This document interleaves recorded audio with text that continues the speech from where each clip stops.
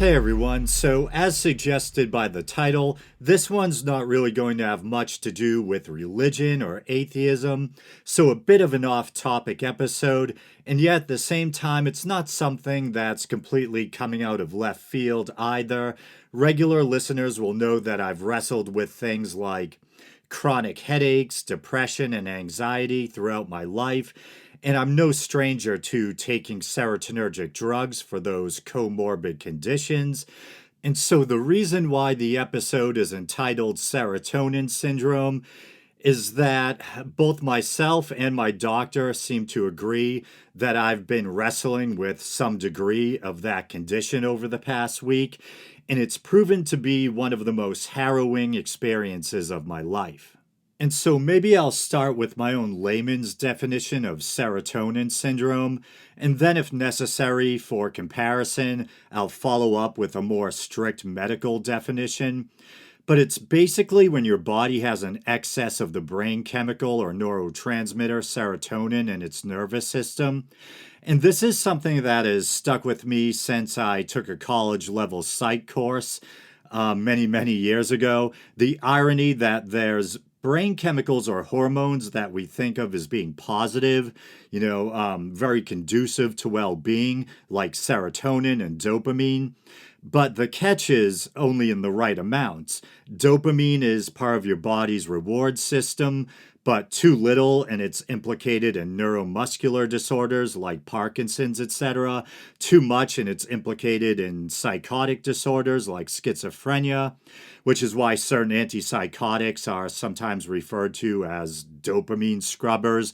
They help to bring down the level of dopamine in the brain. And in the case of serotonin, which, people tend to think of as the kind of quote unquote happy molecule, I've even seen people with tattoos of a serotonin molecule because to them they think it's this wonderful thing that they owe their sense of well being to. And as someone who's been on antidepressants for decades, that's often how, I viewed it as well.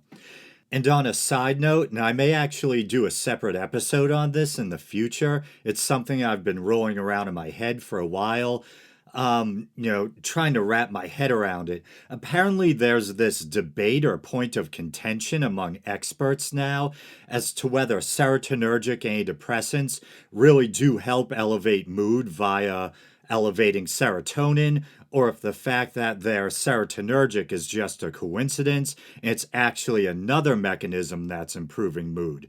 And so this competing theory suggests that it's not serotonin, but a process called neurogenesis that's elevating mood. And we do know that neurogenesis is promoted by certain antidepressant drugs, including fluoxetine. And neurogenesis is just a fancy term for making new brain connections, I believe. And so people who embrace the neurogenesis model point to the fact that when you take a drug like Prozac, it doesn't help your mood immediately. It takes time. And they suggest this is because the drug, is working via neurogenesis, not serotonin, and it takes time for neurogenesis to occur. I'm somewhat skeptical. I do think neurogenesis is occurring, but I'm skeptical it's the key mechanism for how these drugs improve mood. And I'm not a scientist. This is just my layman's opinion as someone who's personally been on these, kinds of medications for decades. Doctors will always warn you, be patient. It could take weeks or even months for the drug to really kick in. But for me, I can usually feel some kind of change almost immediately. It could just be, my body trying to adjust to a new substance, but I usually do feel a difference right away. And I can usually start to judge, whether or not the drug in question is going to be truly beneficial within the first week or two. I know with Prozac, whenever I first get on it or try to get off of it, there's usually like a strange 2 week period where there's this kind of brain fog feeling that eventually lifts.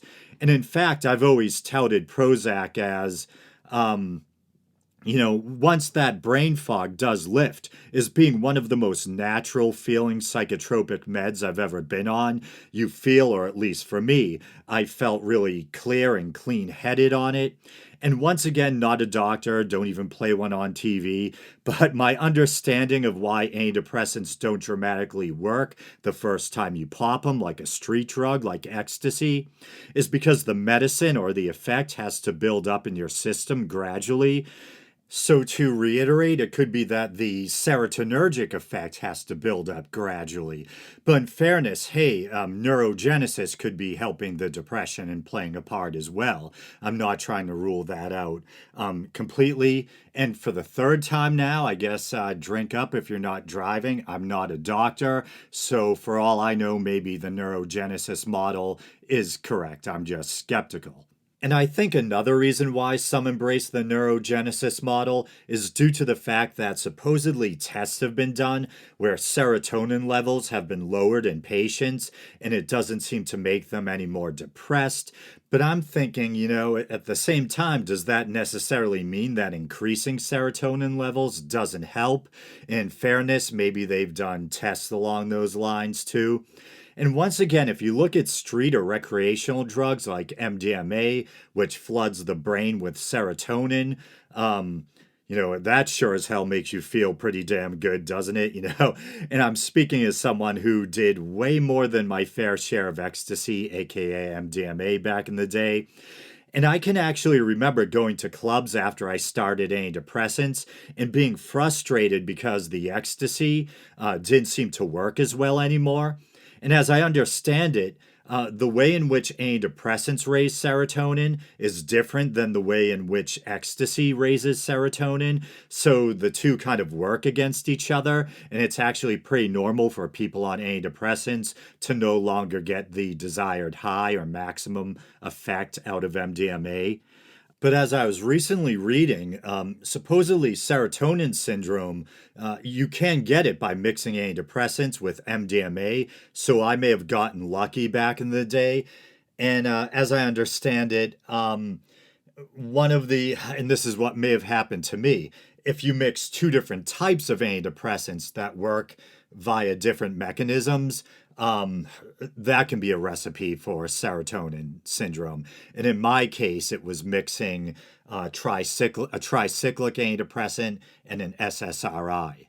But I'm being long winded as usual. So, serotonin syndrome is basically when you have an excess of the brain chemical serotonin in your nervous system. And although we usually associate serotonin with feeling good, the effects of serotonin syndrome can be downright nightmarish. The psycho-emotional symptoms include extreme irritability, agitation and anxiety, mental confusion, insomnia. The physical symptoms, especially in more serious cases, can include muscle rigidity, involuntary movements or reflexes, rapid heart rate, and high blood pressure. And it looks like the Mayo Clinic's list of symptoms are pretty much the same as mine, but I'll read their basic definition just for the sake of providing some kind of citation. Serotonin syndrome is a serious drug interaction. Or reaction. It is caused by medications that build up high levels of serotonin in the body. Serotonin is a chemical that the body produces naturally. It's needed for the nerve cells and brain to function. But too much serotonin causes signs and symptoms that can range from mild shivering and diarrhea to severe muscle rigidity, fever, and seizures. Severe serotonin syndrome can cause death if not treated. Serotonin syndrome can occur when you increase the dose of certain medications or start taking a new drug. It's most often caused by combining medications that contain serotonin, such as a migraine medication and an antidepressant. Some illicit drugs and dietary supplements are associated with serotonin syndrome. And I need to inject a little levity here. Milder forms of serotonin syndrome may go away within a day or two of stopping the medications that cause symptoms, and sometimes after taking drugs that block serotonin.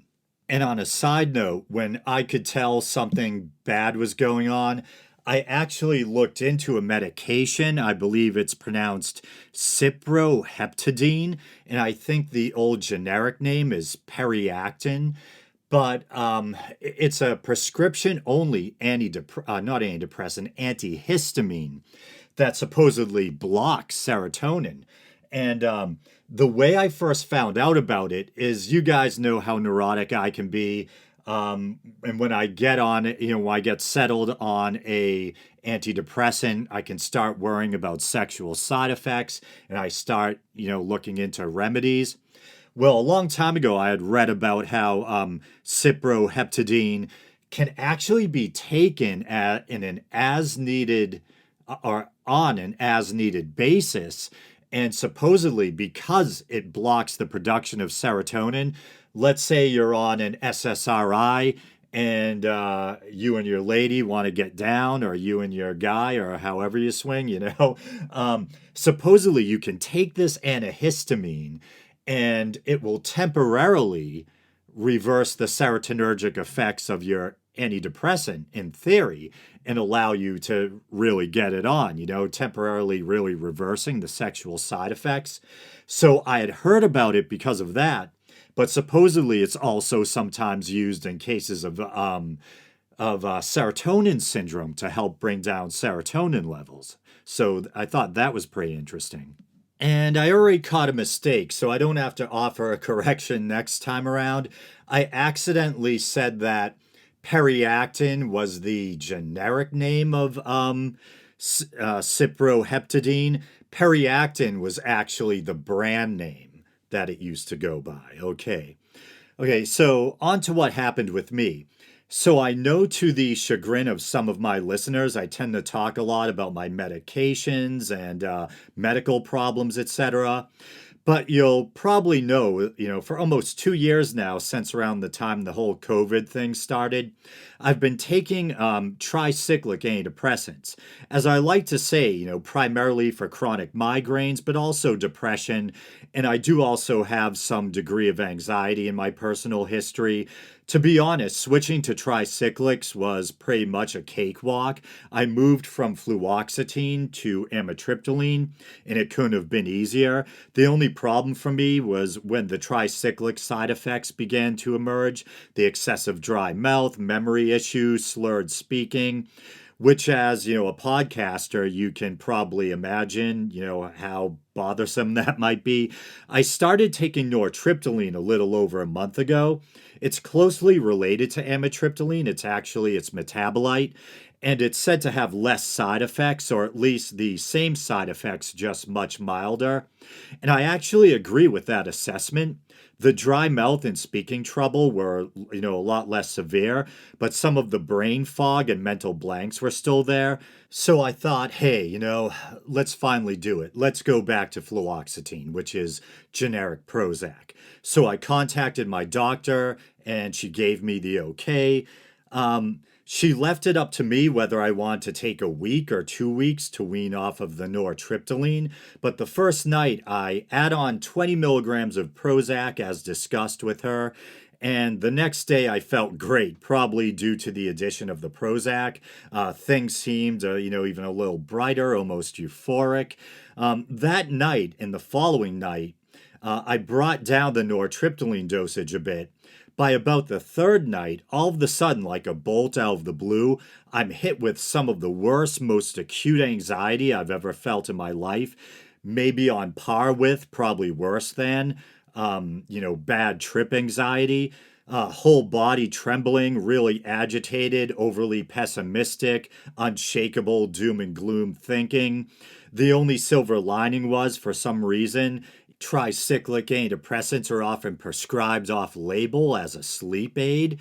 Amitriptyline and nortriptyline always cause me to toss and turn and jump out of bed at night.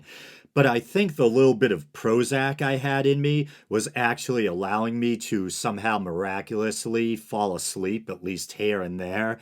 And that's something I remember from the past, having been on fluoxetine before. I always slept much better on fluoxetine than I did on tricyclic antidepressants. But I woke up the next day, and all day I had some of the worst depression and anxiety of my life. And so I logically assumed that maybe I had tried to wean off the nortriptyline too quickly. So I jumped the dose back up to where it had been. and things got worse. Luckily, the depressed thoughts went away, but it was like I was just completely consumed by this relentless, unyielding, off the charts anxiety and agitation. Couldn't watch TV or listen to music, couldn't get settled in. Everything was grating. Even the most innocent banter on TV, seemed ominous. And I did really start to have trouble falling asleep at all. I was lit up like a Christmas tree. I would hop into bed, instantly hop back out, pace nonstop. Like I was saying, couldn't even take solace in music or TV or YouTube videos. So I reached out to my doctor's office from work, and they had a triage nurse call me back. And maybe they basically came to the same conclusion as me. At that time, that maybe I was weaning too quickly. They scheduled me for the next morning and said if I really couldn't bear it, I could always go to the emergency room, which I had actually considered.